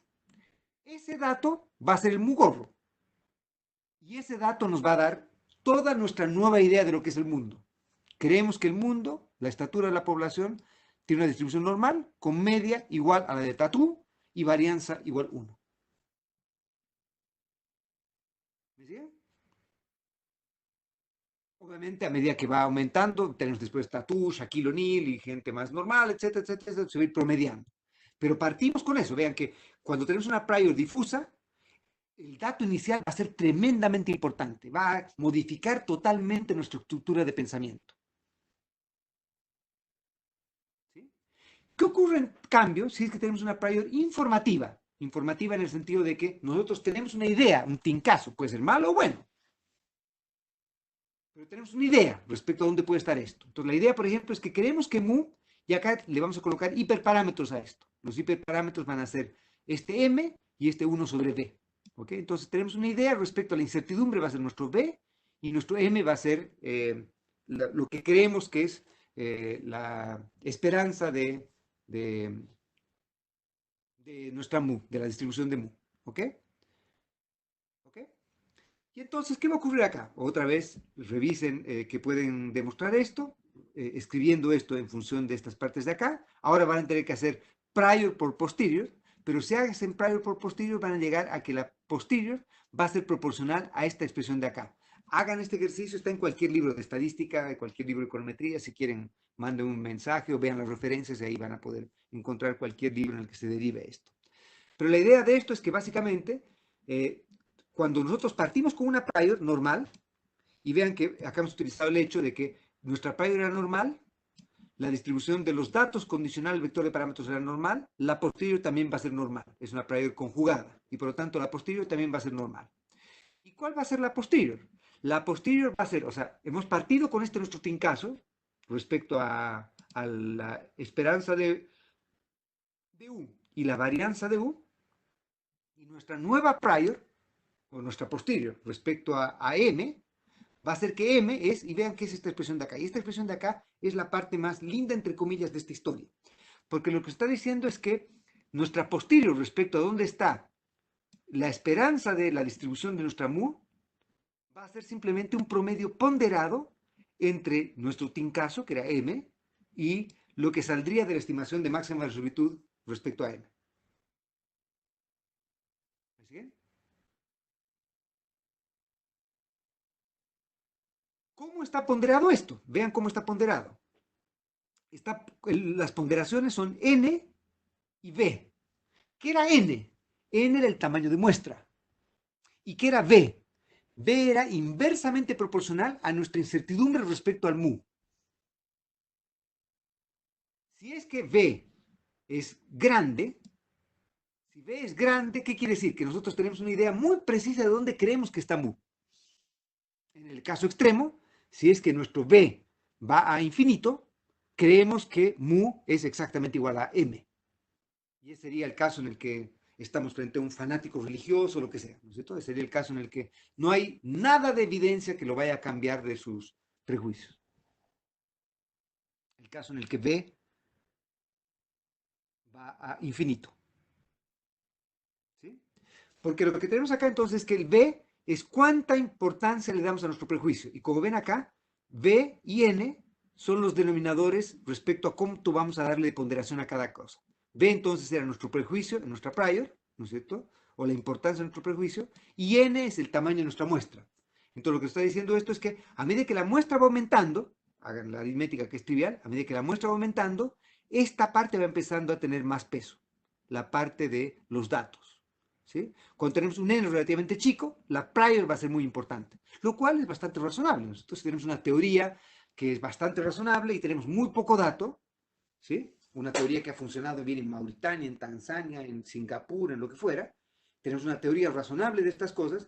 Observar un dato no debiese cambiarnos radicalmente nuestra estructura, el pensamiento respecto a nuestra estructura. Lo que sí debiese ocurrir es que a medida que el n va haciéndose más grande, esta parte debiese ir valiendo menos, excepto en el caso en el que b va a infinito, más rápido de lo que n va a infinito, ¿sí? En el que nosotros defendemos nuestro prejuicio más que cualquier cosa, entonces obviamente no hay evidencia que nos vaya a servir, ¿de acuerdo? Para modificar nuestro prejuicio. Pero si es que eso ocurriese, entonces cambiamos acá nuestro prejuicio y obviamente el b también va a cambiar, ¿sí? La fórmula es un poquito más complicada, revísenla en los apuntes que les pedí. ¿Ok? Bien, ¿estamos de acuerdo? Quiero que ahora vayamos al caso de el modelo normal de regresión lineal, porque es el típico modelo con el que nos enfrentamos en nuestros cursos de econometría convencionales. Y lo que voy a hacer es mostrarles que esta es simplemente una generalización del caso que teníamos antes. ¿Cuál es la idea entonces? La idea es que tenemos el modelo en que Y depende de X beta más U, ¿sí? U se distribuye normal con esperanza cero y varianza sigma cuadrado, y nosotros no tenemos idea respecto a beta y no tenemos idea respecto a sigma cuadrado, ¿sí? Y lo que queremos ahora es tener un statement respecto a las probabilidades o la función de distribución del beta y del sigma cuadrado. Nos interesa obtener un estimador puntual, un beta estimado, tal vez, un sigma cuadrado estimado, tal vez, pero nos interesa más que eso, es tomar decisiones respecto a esto, es tener un statement de con tanta probabilidad, el beta está entre tal valor y tal valor, el beta está entre tal valor y tal valor, etcétera, etcétera, etcétera, ¿no es cierto? Eso es lo que queremos hacer, ¿ok? Vamos a partir entonces otra vez con priors difusas. Y nuestra prior difusa va a partir asumiendo que, voy acá, estoy haciendo que sea un solo beta, pero obviamente podría ser generalícenlo esto, todos los betas simplemente igual de proporcional a una distribución uniforme, ¿ok? Entonces no tengo idea respecto a los betas, ¿ya? Y no tengo idea respecto a la varianza, lo único que sé es que la varianza no puede ser negativo y por lo tanto lo que voy a hacer simplemente voy a partir con esta prior. Otra vez en cualquier librito va a aparecerles por qué esta es una manera razonable de hacer esta evaluación, ¿ya? Bien, la likelihood, como la hemos visto toda la vida, ¿no es cierto? Perdón, la función de densidad, y después vamos a escribir la likelihood, que sería los datos condicional, perdón, el vector de parámetros condicional a Y, si queremos el máximo de amplitud, pero lo que vamos a hacer ahora es escribir la likelihood, ¿sí? Entonces, esta es la típica, ¿no es cierto? Esta es una normal, multivariada, porque tenemos n observaciones de Y y de X, ¿no es cierto? Esta es la típica función de verosimilitud cuando asumimos que los U son normales, ¿sí? ¿Ok? Lo que voy a hacer ahora es simplemente mostrar que esta expresión de acá, lo mismo que hemos hecho para el caso de que hemos mostrado antes, esta expresión de acá, que es la suma de cuadrados de los residuos, ¿no es cierto? La puedo expresar de esta manera, la suma de cuadrados de los Y, menos 2 veces YX, la típica historia. Lo que voy a hacer ahora es que les voy a pedir un pequeño truquito, y el pequeño truco es que recuerden que Y es igual a X beta más U, ¿todos de acuerdo? Pero también Y yo lo puedo descomponer si es que, por ejemplo, hiciese un OLS, y OLS es el estimador de máxima resolución del beta gorro, ¿sí? Bajo el supuesto de normalidad, que es lo que estamos suponiendo ahora. Yo podría reescribir Y como X beta gorro más U gorro. ¿Os se acuerdan? Y es igual a P veces Y más M veces Y. ¿Se acuerdan? ¿Sí? Que era una manera de descomponer el Y con la muestra que yo tenía, que era simplemente decir, voy a tomar al Y y voy a tomar la proyección de Y en el espacio barrido por las X, que sería el P veces Y, o el X beta gorro, ¿no es cierto? Más un U gorro, que es el espacio ortogonal al espacio barrido por los X, dada mi muestra, ¿sí? Y entonces, en lugar de Y, yo puedo escribir X beta gorro más U, y cada que vean Y, coloquen esta expresión de acá, ¿ok? ¿Qué es lo que ocurre acá? Lo que ocurre acá es que van a tener un término, este término de acá, que va a depender del X beta, que es esta parte de acá, sí, depende de X beta, y hay otra parte que depende del beta gorro y depende del U gorro. La parte que depende del U gorro, o sea, el U gorro transpuesta a X beta, va a tener que ser igual a cero. ¿Por qué? Porque sabemos que U gorro es ortogonal al espacio barrido por las X, por definición de beta gorro. Por lo tanto, esta parte de acá que tiene que ver con el U gorro, se me va a ir, ¿sí? Y va a quedar simplemente esta parte de acá, que va a ser una función cuadrática con el beta gorro, ¿sí? La parte que tiene que ver con U gorro transpuesta a U gorro, que es esta parte de acá, ¿sí? Y la otra parte que va a ser las dos veces la, X beta gorro X beta, que es esta parte de acá. ¿Sí? La otra parte, que sería las dos veces la interacción de X beta gorro con U gorro, también se me va a ir por lo mismo, que el U gorro y el X son ortogonales.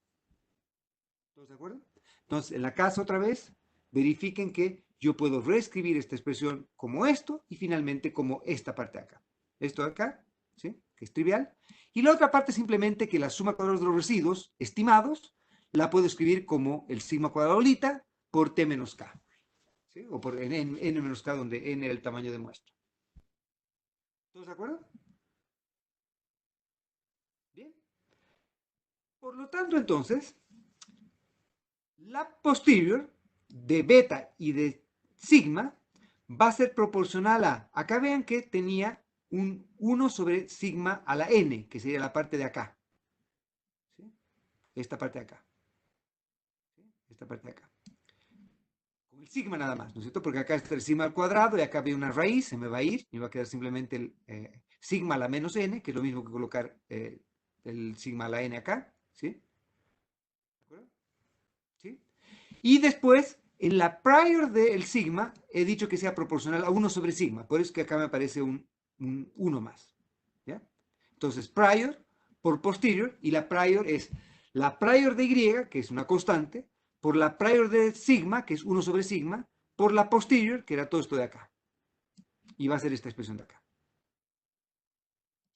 Proporcional a, porque me está faltando la parte del 2pi, todas esas cosas que no nos interesa, que sabemos que están ahí, pero que son constantes nomás. ¿Sí? Y otra vez volvemos a la misma historia, ¿no es cierto? De que podemos reescribir esto simplemente como proporcional a esta parte de acá. ¿Sí? Esta parte de acá.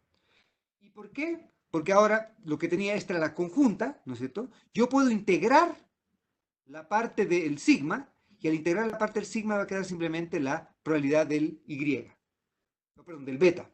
¿Sí? Y me va a quedar, hagan la casa, la parte en la que simplemente ignoro la parte del sigma, porque estoy ahora condicionando en el sigma. Si condiciono en el sigma, es como si tuviese esto como una constante, todo esto es como si fuese una parte de una constante, y va a quedar simplemente que la posterior va a ser proporcional a esta expresión de acá. Y esta expresión de acá es simplemente una normal, pero recuerden que la variable aleatoria ahora es beta. No es como acá, perdón, no es como acá, no es como acá, que era la variable aleatoria de y, que era la muestra. Acá la variable aleatoria es el vector de parámetros. ¿Sí? Y la esperanza es el beta gorrito. Entonces quiero que vean, esta es una cosa que me parece interesante o divertida desde ese punto de vista. Porque vean, acá está sigma cuadrado a la menos 1, x transpuesta x. Entonces, si ustedes piensan esto, sigma cuadrado por x transpuesta x inversa era la matriz de varianza y covarianzas del beta gorro en OLS. ¿Se acuerdan? Entonces, lo que me está diciendo esto, quiero que piensen un minuto esto. Si los uso normales, beta es fijo, que es la perspectiva clásica. Condicional a x, y dado que beta es fijo, y va a ser condicionalmente normal. Con esperanza, igual x beta gorro, ¿sí? O x beta, perdón, x beta, ¿sí? Y varianza sigma cuadradito acá, ¿de acuerdo? El y. El beta gorro era x transpuesta x inversa, x transpuesta y, y el beta gorro, ¿se acuerdan de los cursos de econometría, del primer curso de econometría? El beta gorro era un estimador insesgado, ¿sí? Y si los u's eran normales, y eran normales, y por lo tanto el beta gorro también iba a ser normal. ¿Cuál es la esperanza del beta gorro? La esperanza del beta gorro era beta, y la varianza del beta gorro era sigma cuadrado de x transpuesta x inversa. ¿De acuerdo? Esto es lo que hemos visto en nuestro curso de econometría clásica. Vean cómo de distinto es la interpretación bayesiana de esto, pese a que las cosas se parecen. Para la econometría clásica, beta gorro es la variable aleatoria, condicional a los x y a sigma cuadrado. Beta gorro se distribuye normal con esperanza beta, con una esperanza fija. ¿Sí? Y varianza sigma cuadrado. En cambio, para un bayesiano, lo que es aleatorio no es el beta gorro, es el beta. Y entonces el bayesiano da la vuelta a la historia. El bayesiano nos dice que beta se distribuye normal con esperanza beta gorro. Vean que esto es todo al revés. ¿Sí? El clásico nos dice que beta gorro es la variable aleatoria con esperanza beta. Lo que nos dice el bayesiano es que el beta es el aleatorio, con esperanza beta gorro, que va a ir cambiando conforme va cambiando nuestra muestra, y con varianza sigma cuadrado, Y que obviamente si no conozco sigma cuadrado, ¿sí? Y sigma cuadrado tiene distribución chi cuadrado, etc., entonces voy a tener la... y obtengo un estimador para la varianza, como el sigma cuadrado lita, entonces la distribución del beta va a ser t de student, cuando yo reemplace esto por el sigma cuadrado lita. ¿Me sigue? Esto para mí no sé si choqueante, pero es la parte más interesante de esta historia, que la interpretación es diametralmente opuesta.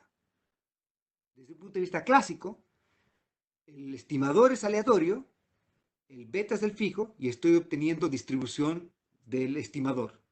Para el bayesiano, lo que estoy obteniendo es la distribución del parámetro, condicional al estimador. ¿Ok? O condicional a la muestra en este caso. Bien. Si es que yo utilizase priors conjugadas, y las priors conjugadas es simplemente, por ejemplo, yo parto con una prior para el beta, condicional sigma cuadrado, yo asumo que el beta tiene se distribuye normal con esperanza b sub 0, el beta sub 0 sería mi prior respecto al beta, y mi prior respecto a la matriz de varianza y covarianzas recuerden que beta es una variable aleatoria, por lo tanto, esto es una matriz de varianza y covarianza respecto a los betas, mi prior respecto a eso. Puede ser que yo crea que los betas son homocedásticos, no. Estoy haciendo un supuesto respecto a la distribución de los parámetros, no respecto a los datos, no respecto al U, respecto a los parámetros. Y otra vez, la varianza la asumo que es una inversa gaussiana, por eso, una inversa gamma, ¿no es cierto? Esta es una distribución gamma, ¿sí? Con hiperparámetros sigma sub 0 a la menos 2 y b sub 0, estos serían, entonces los subíndices acá son mis priors, ¿sí? Entonces tengo una prior respecto al beta, una prior respecto a la matriz de varianza y covarianzas del beta, una prior respecto a la varianza, que también debería estar acá debería aparecer un sigma sub 0, que debe ser la prior de esto, una prior respecto a esto y una prior respecto a la forma de la distribución gamma. Si otra vez los Y se distribuyesen normal, revisen cualquier libro, lo que va a ocurrir es que la posterior de beta va a ser una t de student, justamente por la interacción con la gamma del sigma cuadrado que tenemos acá, con hiperparámetros beta sub 1 y sigma cuadrado, y esta sería la varianza a la posterior. Y esto sería cómo actualizamos la posterior para la varianza, ¿sí?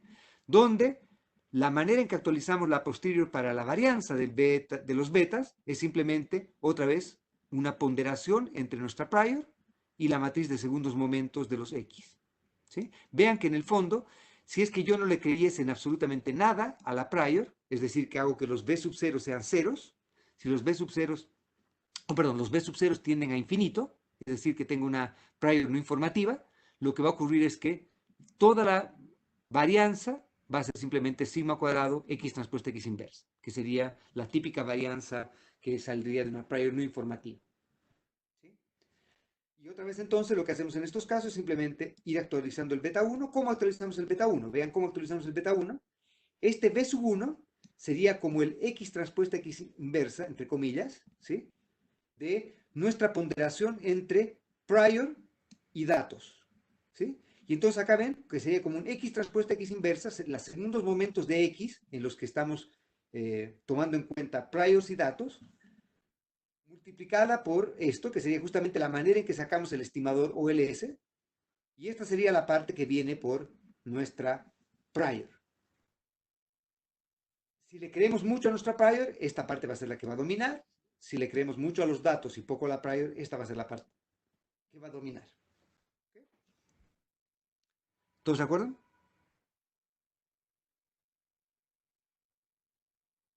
Bien. Déjeme entonces tratar de... Uy, ya estamos tarde. Entonces déjeme tratar de... Simplemente son dos transparencias más y terminamos. Una cosa, hay varias cosas que podemos hacer una vez que nosotros hemos llegado a utilizar econometría bayesiana para, por ejemplo, conseguir una posterior. Una de ellas es utilizar la posterior para algo, no simplemente tener una posterior, sino utilizarla para algo. Que algo tiene que ver con, por ejemplo, lo que discutíamos cuando hacemos nuestros ejercicios de forecast. Y es algo que me interesa o que me gusta mucho, porque, por ejemplo, cuando hacíamos density forecast, decíamos que cuando entregamos un density forecast, entregamos al usuario la posibilidad que el usuario utilice el density forecast para hacer lo que quiera. Si, por ejemplo, quería obtener una medida de tendencia central, tenía la densidad y con eso podría tratar de escribir cuál sería el momento de tendencia central que le parece más razonable utilizar. Si quiere construir intervalos de confianza, podría hacerlo. Si quiere utilizar toda la función de distribución para resolver un problema de optimización, por ejemplo, con utilidad esperada, lo que sea, tiene una manera porque está utilizando las funciones de distribución o densidad. Entonces, la posterior es útil porque además nos permite obtener estimadores puntuales si queremos, caracterizar incertidumbres si queremos, simular valores de, por ejemplo, elasticidad de precio utilizando densidades de la posterior u otra cosa parecida, y por lo tanto entonces podemos utilizar la posterior para muchas otras cosas, ¿ok? Y algunas de esas cosas que podemos querer utilizar la posterior es tratar de encontrar un estimador puntual para el beta. Entonces, no solo queremos tener una posterior del beta, decir, mira, mi posterior es que beta se distribuye T de estudio en contra tal, sino me dice, mira, ¿sabes qué? Entrega un estimador puntual del beta. ¿Ya? ¿Cuál sería tu mejor tincazo de la elasticidad precio a la demanda? No me entregues la distribución de la elasticidad precio a la demanda de tu posterior, sino dime con qué valor te casarías si tuvieras que casarte con un valor. Entonces, si yo hago eso, lo que me interesaría es encontrar un point estimate que sea óptimo bajo alguna métrica. Y entonces, la manera de hacer eso es simplemente, acá muy natural, porque yo podría simplemente minimizar una función de pérdida. Entonces, llamemos L, una función de pérdida, que depende del vector de parámetros, ¿no es cierto? ¿Sí?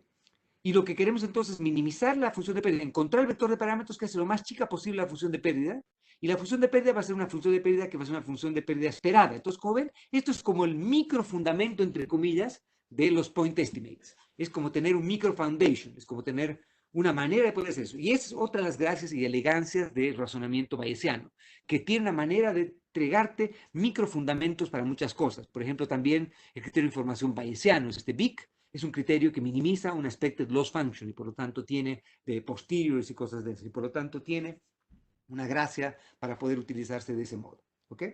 Entonces, ¿cuál es la idea detrás de eso?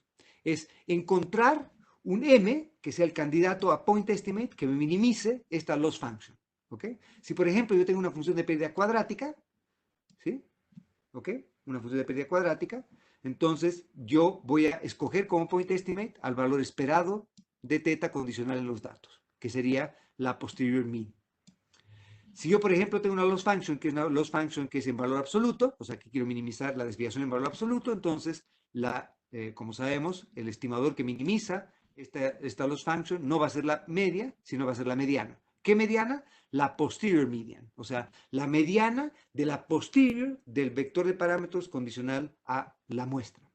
Y finalmente, si es que yo tengo una función de pérdida que es de minimizar algún tipo de cuartil, por ejemplo, en este caso, que la distancia claro, que la distancia eh, entre teta y m sea menor que un determinado épsilon, entonces lo que típicamente va a ocurrir es que voy a preferir la moda.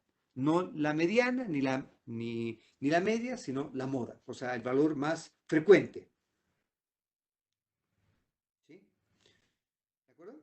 Y por lo tanto, entonces, si uno quisiese obtener point estimates, uno podría simplemente, sabiendo cuál es la distribución de esto, calcular cuál es la media, cuál es la mediana o cuál es la moda de esa posterior y quedarse con ese valor dependiendo de la loss function con la que trabaje. Y obviamente, qué loss function voy a preferir va a depender de cómo se va a ver la posterior. Si la posterior es una posterior muy asimétrica, la media es probablemente una mala media de tendencia central, preferiría la mediana. Si es que la distribución es más bien muy poco leptocúrtica, muy simétrica y demás cosas, probablemente la moda sea y tenga varias moditas, probablemente la moda sea una medida más interesante que la mediana o que otras de así. ¿Ok? Entonces, va a depender un poco de eso. Déjenme simplemente ahora terminar con algunas cosas que probablemente es darles como un appetizer o darles un aperitivo de cosas que se pueden hacer cuando quieren utilizar esto. Una de las gracias de utilizar econometría bayesiana o estadística bayesiana es que se han tenido que desarrollar muchos métodos computacionales para tratar de resolver el problema de inversión y tratar de encontrar posteriors, por ejemplo, o tratar de hacer predicciones, ¿ok? Una cosa que se ha hecho, por ejemplo, es tratar de utilizar, eh, entre comillas, Monte Carlos, experimentos de Monte Carlo, para hacer lo que se llama integración de Monte Carlo. Y esta integración de Monte Carlo muchas veces necesitamos hacerla, por ejemplo, en los casos acá. Cuando estamos en una posterior, ¿sí? Para encontrar la posterior, sabemos que la posterior es proporcional a esto de acá. Y esto de acá es simplemente la integral de algo. Entonces, por lo tanto, calcular una integral de algo es algo que necesitamos muchas veces. Y si piensan bien, la integral es simplemente, si la tomasen como si fuese algo discreto, es una suma ponderada de esta función por esto, donde los ponderadores son estos p's, ¿no es cierto? ¿De acuerdo? Y por lo tanto, entonces, uno podría pensar en que si es que uno es capaz de simular series de alguna cosa, pero le es difícil calcular el valor esperado de esa cosa, uno podría utilizar integración de Monte Carlo para aproximar la esperanza de esa cosa. Es simplemente el promedio de una función no lineal sea simplemente el promedio simulado de una función no lineal, sea lo que aproxime la esperanza de esa función no lineal. ¿Sí? Y por lo tanto, entonces nosotros podríamos, si tenemos la posterior de algo, la posterior de la elasticidad-precio, lo que quieran, y quieren calcular una función no lineal de la elasticidad-precio. ¿Sí? Por ejemplo, quieren calcular, ¿se acuerdan el markup en los modelos estos de monopolio, competencia monopolística, ¿no es cierto? Que dependían de una función no lineal de la elasticidad-precio y la demanda, ¿se acuerdan? ¿Alguien que esté todavía acá? Sí, perfecto. Entonces, o cualquier cosa, que sea una función no lineal, por ejemplo, de alguna cosa. Entonces, ustedes tienen la posterior de esa cosa. Ustedes pueden simular series artificiales de la posterior de esa cosa y para cada simulación evalúan en G. Entonces tienen, yo qué sé, 10.000 simulaciones del teta, evalúan ese teta en G y promedian los Gs de esos tetas. Y eso debería converger a la esperanza poblacional del G de eso. Vean entonces que no necesitan evaluar esta integral para saber cuál es la esperanza, no necesitan sacar el cálculo de esta posterior, simplemente haciendo una integración de Monte Carlo, ustedes pueden aproximar la esperanza de esta función no lineal, ¿ok? Utilizando simplemente esto. Déjenme ahora simplemente acabar presentando una cosa que también es tremendamente útil, que es lo que se llama el Gibbs Sampler. Y el Gibbs Sampler lo que hace básicamente es la siguiente. Supongan que ustedes no tienen, ahora su teta no es un teta, sino es un vector de tetas. Tiene muchos parámetros ahí, ¿ya? Y por lo tanto su posterior es una posterior de una función de distribución conjunta del parámetro teta 1, teta 2, teta 3. Supongan que pueden particionar su teta en teta 1 hasta teta sub b. ¿Ok?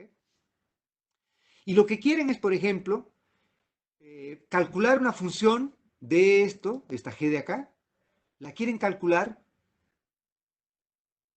pero tienen que simular distribución conjunta de esto. Y para simular distribución conjunta de esto, yo qué sé, teta 1 tiene una distribución Dirichlet, teta 2 tiene una distribución gamma, teta 3 tiene una distribución lo que sea, o sea, es un desastre tratar de sacar la distribución conjunta, ni siquiera la podemos tener. Pero muchas veces es fácil sacar o realizaciones de Y condicional en algo, ¿sí? Pero hacerlo en términos, en términos, en términos secuenciales, ¿ok? Entonces, puede ser que sea difícil sacar la distribución conjunta. Volvamos a este ejemplo, al ejemplo que tenía antes, este ejemplo de acá. Supongamos que, acá no he hecho esto, pero ya.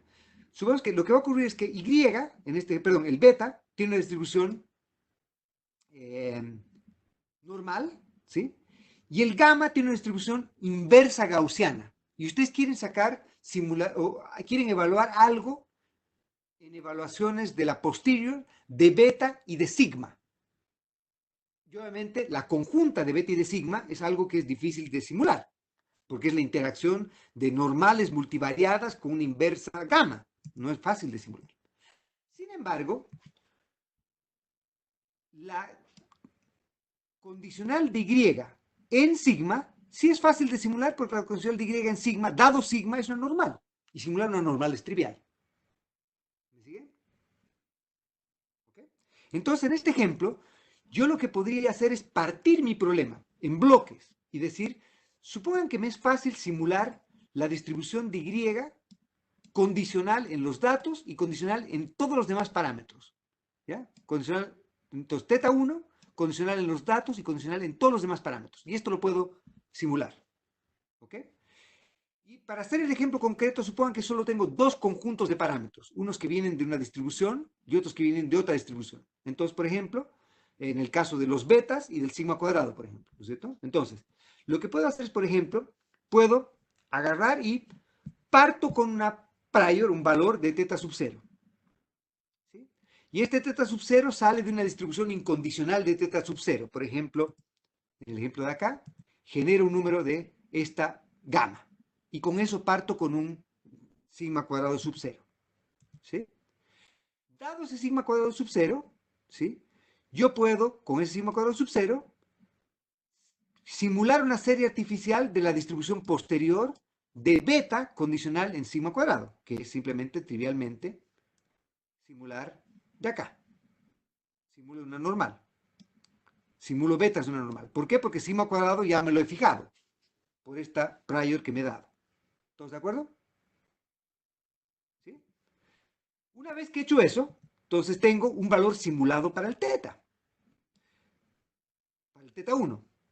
Con el valor simulado para el teta 1, yo puedo venir ahora y puedo con este teta 1 simulado, puedo ahora generar un raw o generar una simulación, un valor simulado del teta sub 2, pero ahora para la prior, o perdón, para la posterior, de teta 2 condicional en teta 1. En este caso, de sigma cuadrado condicional en beta. Entonces, cuando yo conozco el beta, el sigma cuadrado va a tener una inversa gaussiana. Cuando el beta no es una variable aleatoria, puedo simular series artificiales de la inversa gaussiana. Y con eso tengo un estimador, un valor estimado teta para teta 2. Con teta 2 me vengo acá y obtengo un valor estimado para un valor simulado para teta 1 de la posterior, condicional en teta 2, y acá un valor estimado simulado para teta 2, etcétera, etcétera, etcétera, y así sucesivamente, y con eso puedo simular series artificiales de los teta 1 y de los teta 2.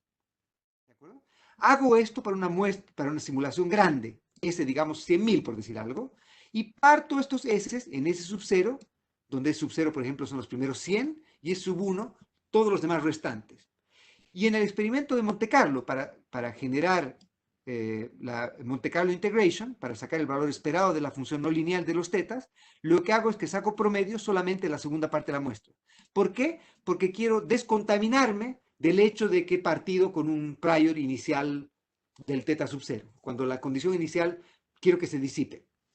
Lo que ocurre entonces es que Gibbs Sampler me garantiza que si es que yo hago esto, simulando simplemente de las condicionales, de las posteriores de las condicionales, me están siguiendo, ¿sí? De estas posteriores de las condicionales, los tetas que yo estoy simulando de acá van a ser equivalentes o como si hubiesen sido simulados de la conjunta, pese a que la conjunta no la puedo simular directamente. Esto es lo que se llama el Gibbs Sampler, ¿ya? ¿Ok? Y como ven, este Gibbs Sampler es interesante porque es secuencial, en el sentido de que para yo simular series en la simulación 8, necesito series de la simulación 7, y para las 7 necesito las 6, de las 6 de las 5, etc. Como ven entonces, eso tiene una estructura markoviana. Y por lo tanto, esto es lo que se llama, y por lo tanto, una estructura de cadena de Markov. Y por eso es que Gibbs Sampler es un caso particular de una familia de algoritmos que se llaman Markov Chain Monte Carlo Integration. ¿Por qué Markov Chain? Porque estoy utilizando métodos de simulación que dependen de una cadena Markov, y obviamente Monte Carlo porque estoy tratando de hacer alguna cosa que me aproxime esta integral, esta esperanza, utilizando promedios, utilizando experimentos de Monte Carlo. ¿Ya? Otro algoritmo que es bastante útil, que se llama el algoritmo de Metropolis-Hastings, es un algoritmo que se utiliza para simular o para generar posteriors de distribuciones en las cuales no hay una posterior o una prior conjugada.